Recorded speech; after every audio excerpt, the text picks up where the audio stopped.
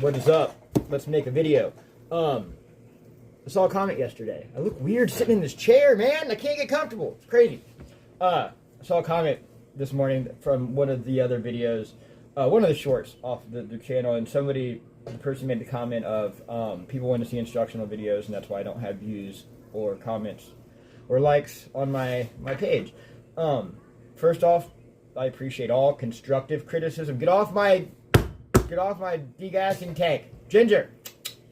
I appreciate all constructive criticism. That's how you learn and that's how you grow. So I'm all right with that. I just wanted to say this isn't an instructional channel. This isn't like it's kind of like a documentary. This is just me documenting my job, what happens in my shop, the building, and the life of my business. It's for me, it's for my family, potential customers. There's a little bit of showing how we do stuff. If I'm sitting here doing it, I'm going to talk about it. Even if there's no camera going, I'm still talking out loud as I'm making baits. That's how that's part of how I process stuff and remember stuff. So that's always there, and I just decided to film it and then put it on the channel. So I'm not a content creator, I'm a bait maker. You want bait making content, go check out my buddy Joe at Bait and Tackle, or Adam over at SDG, Solar Fall, so many dudes, in depth. You want instructional, Nate, these are all amazing content creators and bait makers who do instructional type videos. This is more just like, it's hanging out. And I'd do lives if I wasn't so social awkward, and also because this is all on my phone, so I can't sit here and stare at the phone and make the baits. So it's either like you make baits or you interact with the people in the chat, and people are asking questions that they don't get answered. People get upset and they leave, and it's not like I don't want to answer questions. I don't have good enough Wi-Fi to set up the laptop. Like, if I had good Wi-Fi here, I could set the laptop up, have a live going on the laptop, have the phone where I can answer questions and stuff and be able to see what's going on. But it just doesn't work that way. So while I do greatly appreciate all constructive criticism, that is one thing that I really love and would love more of, is interaction with viewers, subscribers, customers, potential customers in the comments, like people asking about stuff, asking like, hey, what about this colorway, what about that colorway? Like, I love that stuff. That I'd be totally into. I sit there and answer, reply to stuff all day long. But I just wanted to clear that up. Like, we're not an instructional. This isn't a content channel. This is a bait making channel. I'm not saying that my buddies that make content, their baits, it's not just content. You know what I'm saying? Those baits fish. I've got them in the house. I get my baits from those people. I don't think any of us buy store-bought stuff anymore. We all buy from each other, which is awesome. But yeah, so I'm not trying to say that it's only for content. They make quality product, but like they've got great personalities, they're very outgoing, and they've made huge followings as content creators. I'm not like that. I'm kind of a black sheep. I'm not popular. I'm not like I'm social awkward. Stuff's just shit's weird. So that's not really my bag. I just document this stuff. And now we're gonna quit talking about that because this is like 3.5 minutes of nonsensical babbling about it. But yeah, just that out there. We're not really a instructional. But let's try it. That was the whole point. Like the dude said that. I'm all about constructive criticism. I do have a couple of instructional type videos. Another thing being, like I said, I'm a bait maker, so like to stop my flow, to mess with a camera or to change angles or to stop for an edit or to do that, it really takes me out of the mindset to do what I'm trying to do, and sometimes it bricks me, and I'm just like, nope, done. I don't know if that's like it being art. It's artistic, and it's like I'm in the flow, and once it's interrupted, it's just interrupted. So that's another reason. Like I said, I'm a bait maker, not a content creator. So without further ado, let's make some baits. What I'm doing here is 4.1 Praise in colorway that right now is called Fire and Ice. It's probably not going to stay that way. We're looking at, see, it just looks clear or white. You're not really gonna. Here's some siren scales. Yeah, Bait's another person, or Bait Chuckin', another person who does great content. If you want instructional type videos or like close-ups, like I said, I'm always willing to appease. I'll do different kinds of videos. I'm not stuck in one style. So yeah, but anyway, the belly is some Alpha Pigments. Let's do instructional. Alpha Pigments, Diamond Blue, which is like their version of Blue Highlight, 8-bit baits, Siren Scales. That's not going to focus for me at all. Sirena. All right, that's our belly. It's going to come out like that in color or in person. It's way better. And then our top is Alpha Diamond Red, Hades Super Flake, and it's coming out like that. And as you can see, it is very like green gold. I don't know what you would call the red. Or purple. It's purple. It's not red. I don't even know what I'm talking about. Yeah, it's very green gold red. Very flaky. Like I said, it's a super flake. I used to say that I like to light stir them, but once you've done a run and you're cutting into them, those flakes are going to get smaller and chop up. I tried to keep them fat and chunky, but if you're doing it all in one run, you might be good with that. But like I'm doing 4 or 5 runs per cup, at least 3 runs per cup. So it's going to get cut up, it's going to get remelted, and those flakes are going to get damaged anyway. So we just whip to straight stirring it. So that's just to show you our bases. That's our belly and our top. Okay. So what we're going to do is make some shit from scratch, and let me know in the comments, man. Like, let me know if this is boring to you guys, because like I said, I trying different stuff. I usually do not do videos in this long format like this. So what we're gonna do is, this is Dead on Plastics worm oil, because I step all of my stuff down. Well, not all of it, but I usually step my, now I'm trying to find my, hold on a second, I gotta find my spoon.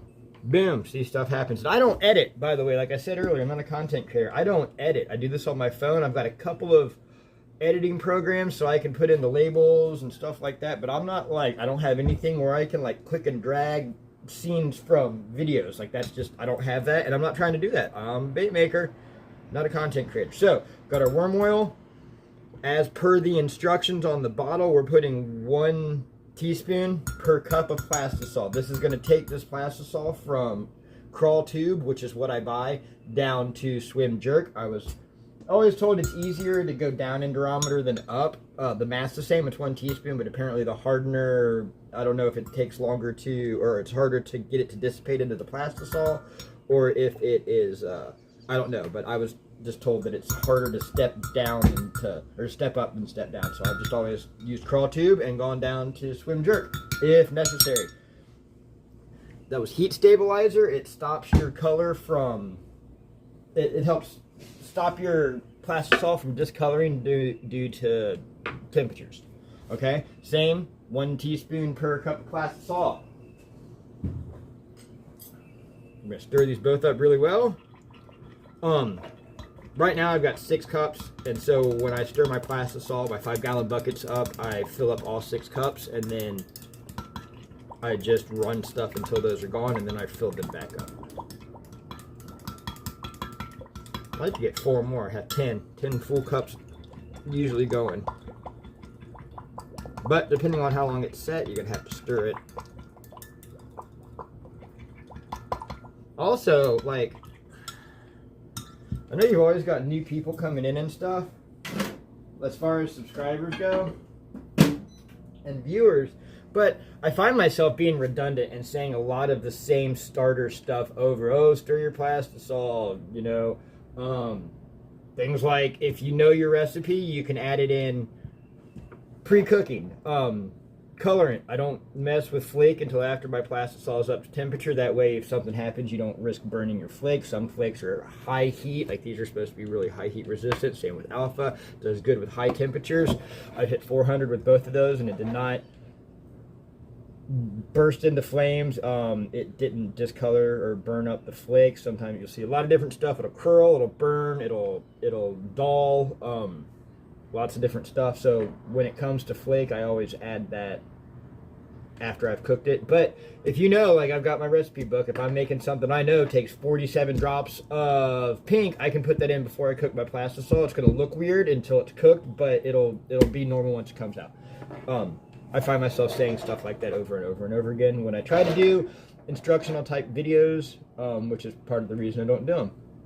Also, it's kind of hard to fill 8 minutes of space. And like, who wants to sit here for 8 minutes while my microwave goes? So we're gonna pause the video. We'll come back when the microwave goes off. We'll make sure that you guys get to see all the important things, and we'll be right back. All right, we are back. We've got our first color heated up. We've also got the griddle heating up, because you have got to have, this one not so bad as the triples, but you want to have your blending block warm. You don't want to have it cold, otherwise when the plastisol shoots into the block, the aluminum sucks all the heat out and you end up seizing the block up and having to pull the plastisol and pretty much start over. Alright, so let's get into here. We're gonna do let's do the belly first.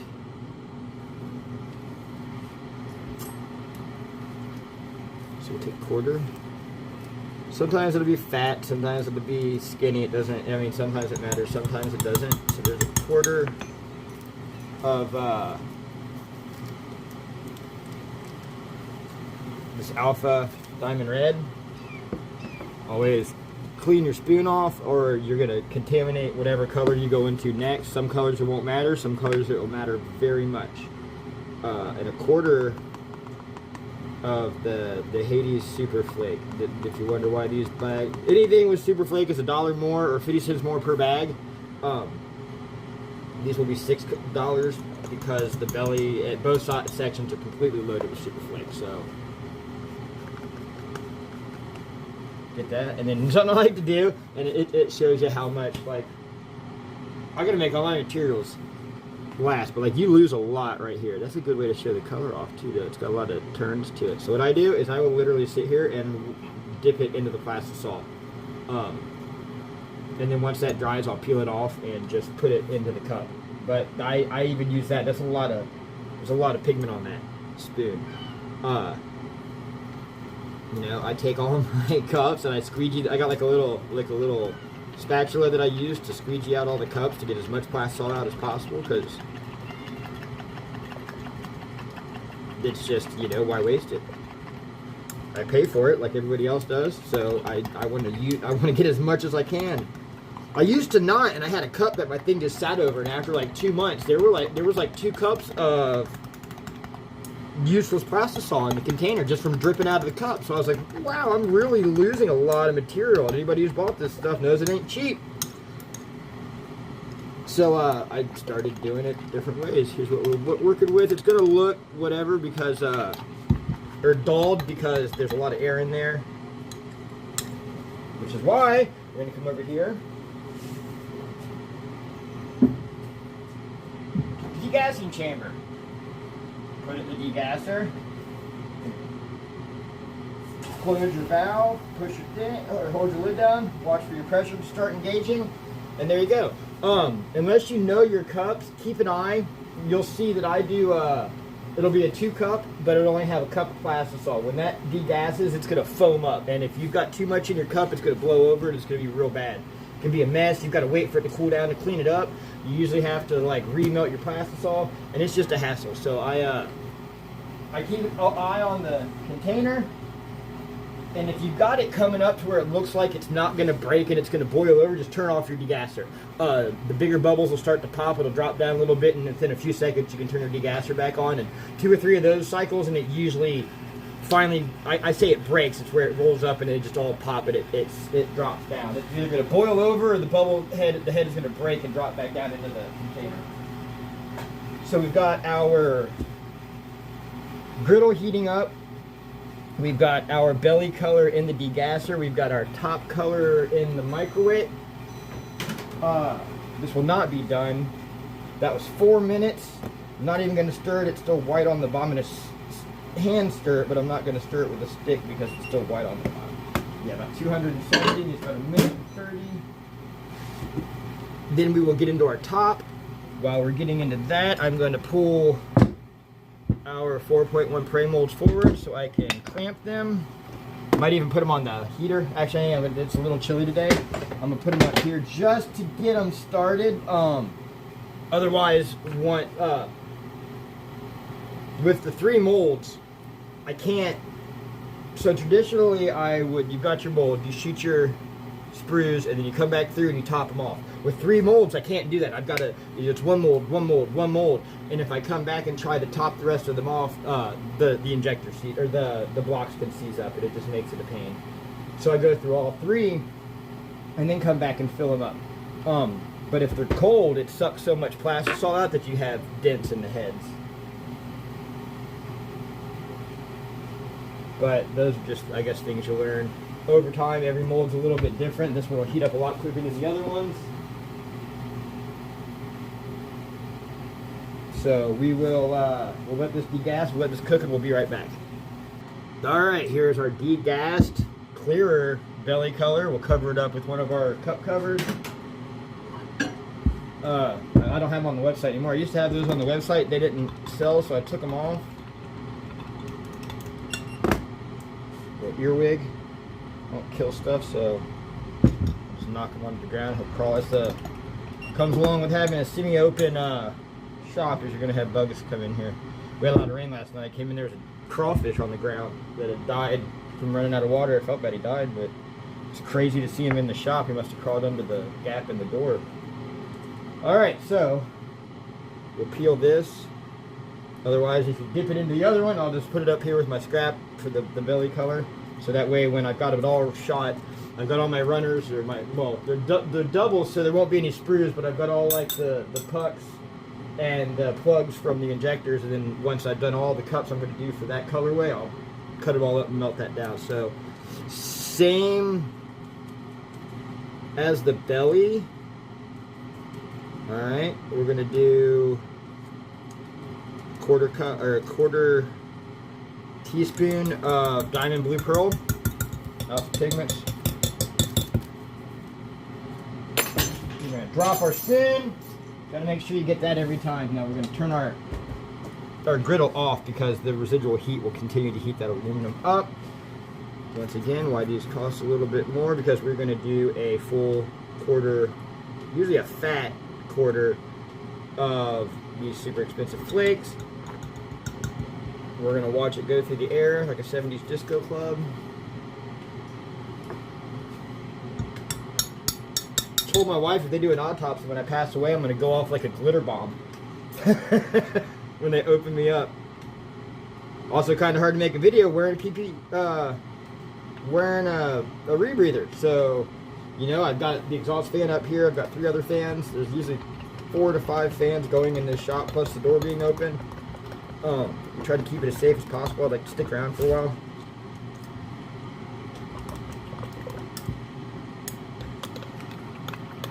It looks, the camera never does it justice, guys. As you know, when I've done videos like this before, there will definitely be photos at the end of the video. So the belly goes into the degassing chamber. It's like a roller coaster. You're gonna go through all the crap and whatever of standing in line and waiting, and then waiting on it to start, which is all this build up, and then it's just like boom, and it's done. All right. One thing I like, well, it used to be, they've changed stuff a little bit. Epic used to know where the belly was based on the knife slit. It usually was on the belly side. These are like that, so as long as these slits line up, you can also look, they do print on the front, says belly with an arrow and back with an arrow, but since I know that all of these molds, the knife slit faces to the belly, I can just line them up like that. As I said, they're not all like that anymore. When they started putting the direction on there, I think they stopped doing so much of the paying attention to what side the thing was on. Isn't that an awesome elbow? I got the best one in the biz, guys. It's the best elbow in the biz. All right, so keep this covered. This will keep your temperatures like 10 to 20 degrees higher. Like this thing would be cold just sitting here on the counter like this. And there's always so much to learn, you know, and so many things I don't know. I found out recently, like your degasser will not, your plasol will not stop bubbling, but when your bubbles get fast and big, that's when you're degassed. My buddy Michael over at Sack Pig told me that they'll still bubble because of atmospheric pressure and stuff like that, but when they get fast and big is when your degassing is done. But if your plastisol starts to cool down and set, your bubbles will get slow. Because it's having trouble forming, pushing it through the viscous plastisol. And you'll have to, you see that's a little, yeah. So this is 3 to 15, so we're gonna have to heat that up a little bit. This is definitely, this is done at 290s. Give these 40 seconds. We'll get ready for the fun.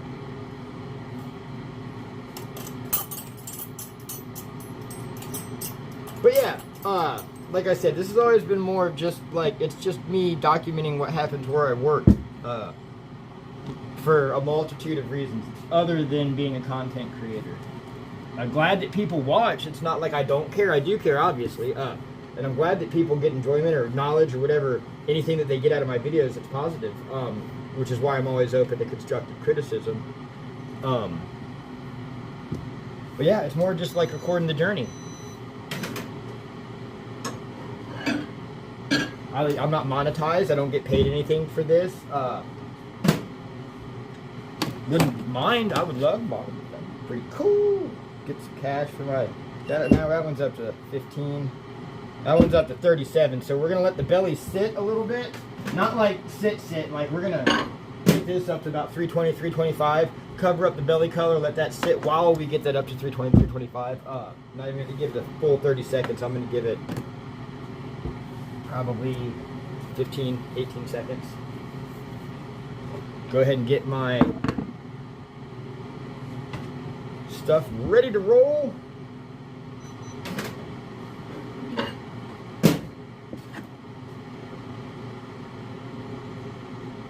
A lot of people say don't use these. As long as you swirl your plastisol, you're good. I don't like the probe ones. I feel like by the time it gets an accurate reading, it's already dropped 5 degrees, so I just don't screw with them. To each their own. Everything's personal. Gonna fill up our injectors.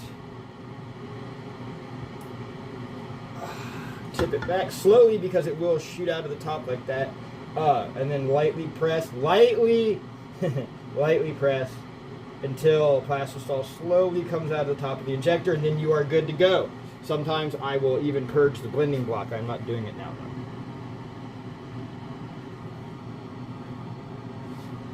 though. I push until I feel resistance and then just hold that steady pressure for about 10 seconds.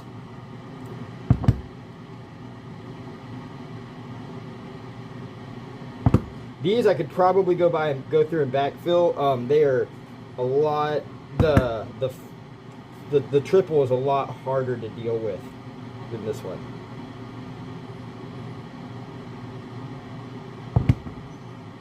We might not get all the cavities filled, but that's all right.